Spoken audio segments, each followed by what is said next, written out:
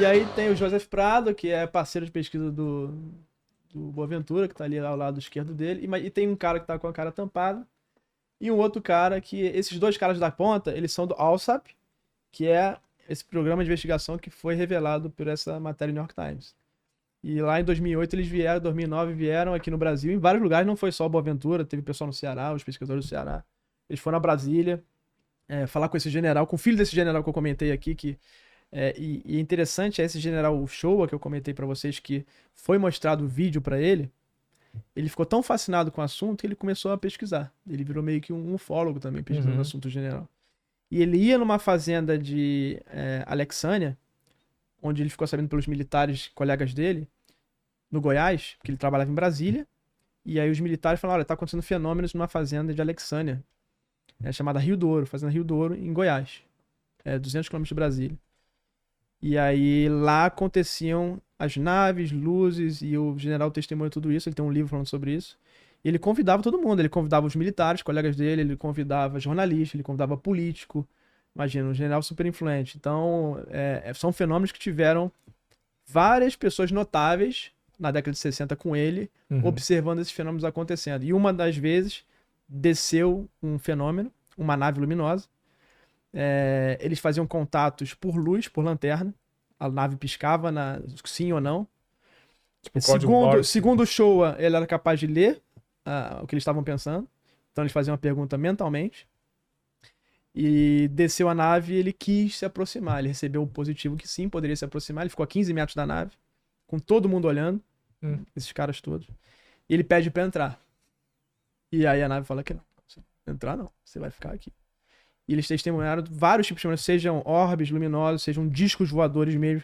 Algumas vezes eram névoas que vinham e dentro de uma névoa materializavam um objeto. E um general falando isso num livro, que eu recomendo a todo mundo aí. Olha aí, esse aí é o Moacir Shoa. Ele levava o filho dele, né? Que era o Paulo, que também era militar e também virou general. O Paulo pequeno ia nessas vigílias com ele. E Paulo também cresceu nisso. E aí volta na... E por que eu tô falando isso? Volta lá na foto do Boaventura, que tem essa galera do programa... Só esses caras da ponta são do programa de investigação de jovens dos Estados Unidos lá em 2008. ATIP? Enfatizando. Não vale a pena pesquisar isso, né? E os caras lá pesquisando.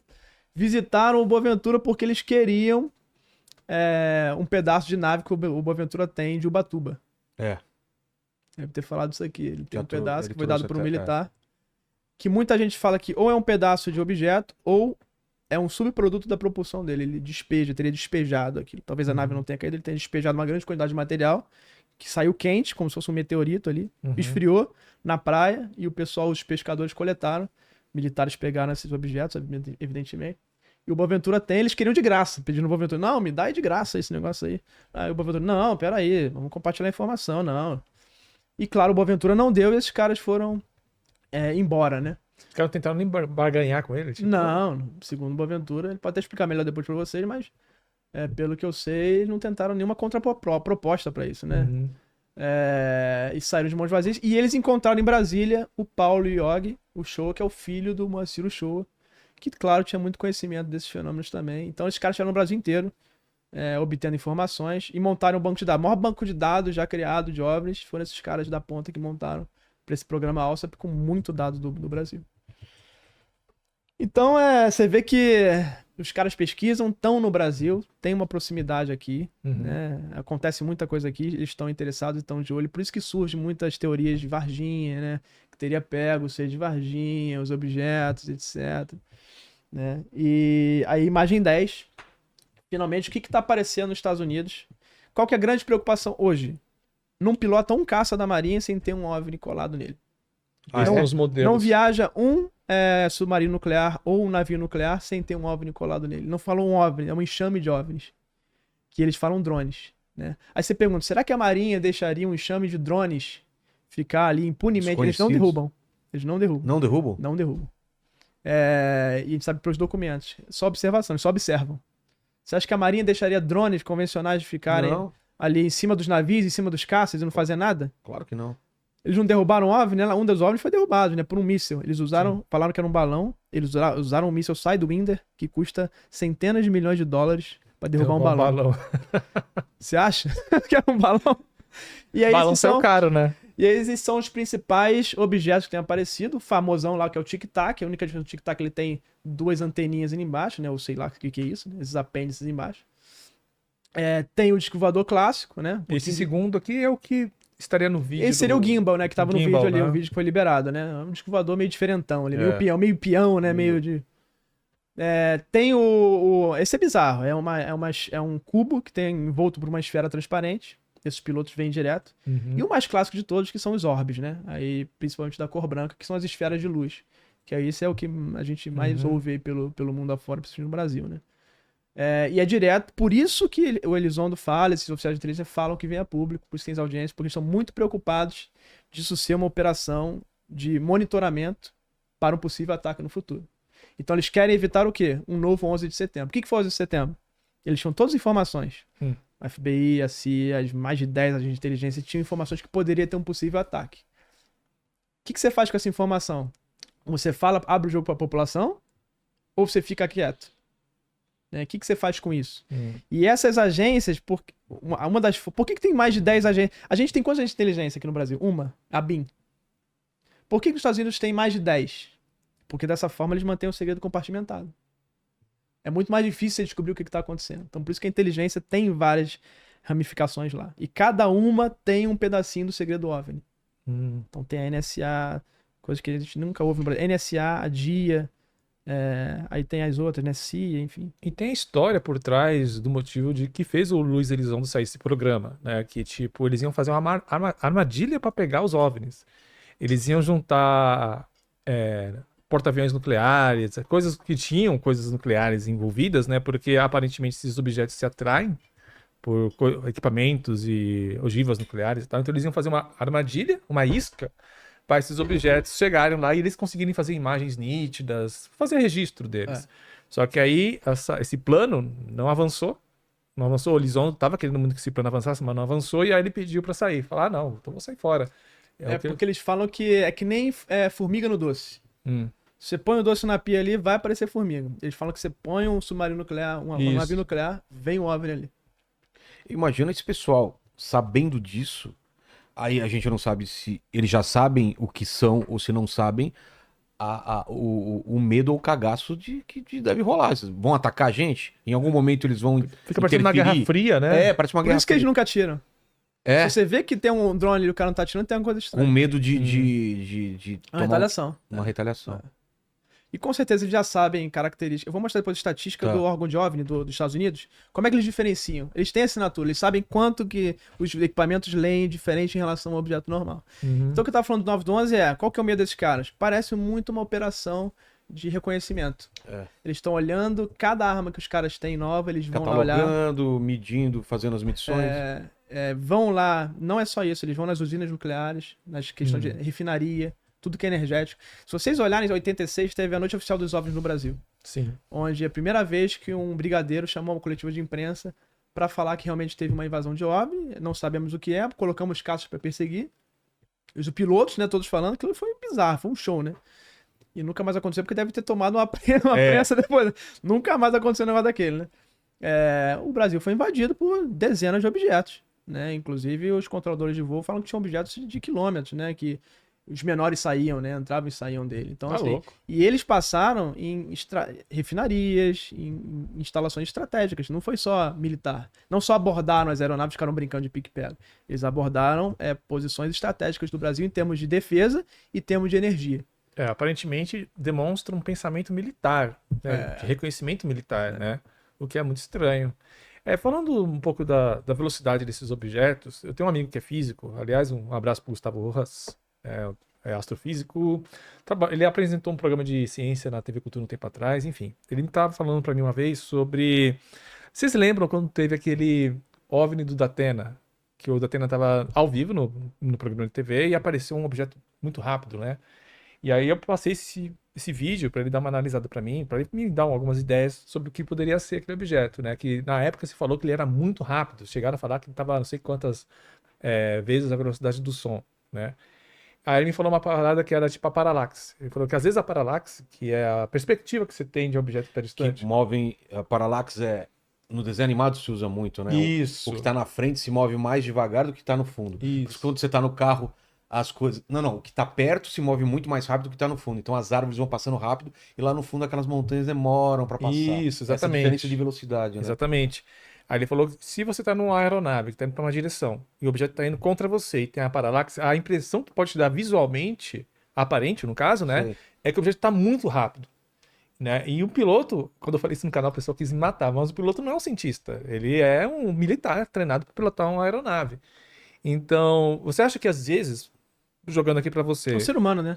Ser humano. Você É. acha que pode ter esse erro de interpretação por conta da paralaxe ou qualquer outro fator óptico que poderia ter interferido? Sim, inclusive o Starlink, né, tem pregado pegadinha, né?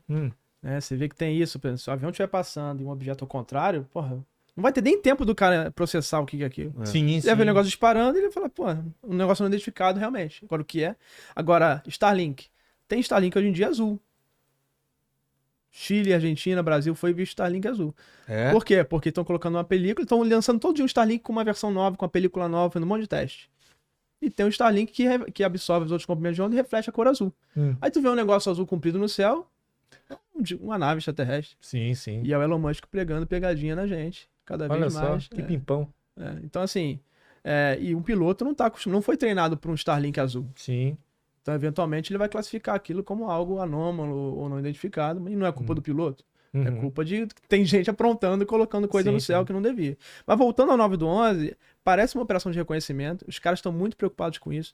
Quando eles tentaram, o Grush, eles os oficiais de inteligência que estão vindo a público, tentaram avisar o secretário de defesa, pessoas que estão mais na alta esfera, tem todo um conjunto de oficiais sêniores blindando. Tipo assim, não preocupa meu chefe, não. Eu tô aqui pra filtrar, pra não chegar a problema. Já tem problema demais com o meu chefe. Você ainda vai falar que tem disco voador querendo dominar aqui a gente? Né? Então, teve essa blindagem. E grande parte dessa blindagem são oficiais que são cristãos ortodoxos, que falam que isso é tudo demoníaco, que não pode ser estudado. Inclusive, o ALSAP, ele é terminado por esse motivo, que segundo eles vão. Por causa desses oficiais sêniores que falam que isso é um assunto demoníaco. Não, e faz muito Que sentido. esses seres aí são malévolos e que a gente não pode pesquisar isso aí. Faz muito sentido porque sempre quando eu abordo vida fora da Terra, e eu não digo nem de OVNI, por exemplo, possibilidade de vida em Europa, Lua de Júpiter. Sempre que eu falo dessas coisas, sempre tem comentário de gente cristã que fala assim, mas nunca vai descobrir nada, porque Deus não pensou nesse tipo de coisa, ele não criou vida lá em Júpiter, criou vida aqui. Então tem uma resistência mesmo na galera que é ortodoxa cristã de não acreditar, que achar que é tudo invenção para distrair a gente do evangelho, qualquer coisa do tipo. Então faz muito sentido. E a gente pensa, né? Os caras são tão avançados, por que caiu em Roswell uma nave? É o que só querem falar, né? Pô, os caras viajam não sei quantos anos luz. Como é que pode? Viaja tantos anos luz, por que caiu aqui? Primeiro, pode não ser tão avançado assim. Se o cara se instalou aqui há 300 anos antes da gente, pensa na quantidade de desenvolvimento que a gente teve em 100 anos. Porra, iPhone há 50 anos atrás. Imagina se a gente pensava que tinha ter um iPhone assim. Então imagina um cara que tá 300 anos avançado. Agora imagina 1000. Porra, esquece. Cara, É alguma coisa que a gente não consegue nem a imaginar. gente vai achar que é mágica. Entendeu? Então a nossa compreensão é sempre achar que a tecnologia tá milhões, zilhões de anos, porque pra gente é tão incompreensível, é tão mágico aquilo, que esse cara não pode estar 100 nem 1000, tá 1 milhão. Então o nosso raciocínio é que erra. Mas se esse cara tiver pelo menos a 300, ele não é tão avançado assim e pra gente é mágica. Mas ele tá também propenso a falhas. Entendi. Então tem essa hipótese. Ou às vezes não é um cara tão avançado e que tá aqui, se instalou aqui, tá investigando. Às vezes a gente só é inquilino aqui, né? O proprietário é outro, né? Tá só pagando aluguel aqui. Mas quem toma conta é esse cara. Ou, o que falam também, pode ter a teoria das múltiplas facções. Será que tem múltiplas inteligências aqui malevolentes, neutras e benevolentes tentando influenciar aqui por algum motivo? Será que elas estão se degladiando de si? O que é uma coisa muito mais bizarra de se pensar.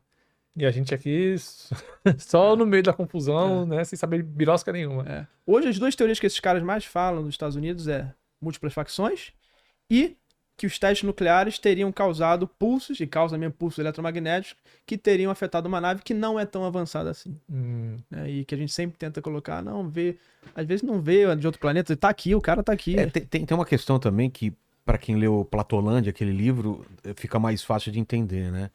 Se esses objetos eles trabalham em mais dimensões, os nossos sentidos não conseguiriam perceber isso. E aí ele dá o exemplo. Ele dá um exemplo de um ser imaginário que vive numa folha de papel, numa folha bidimensional. Então você tem um ponto lá que é um indivíduo.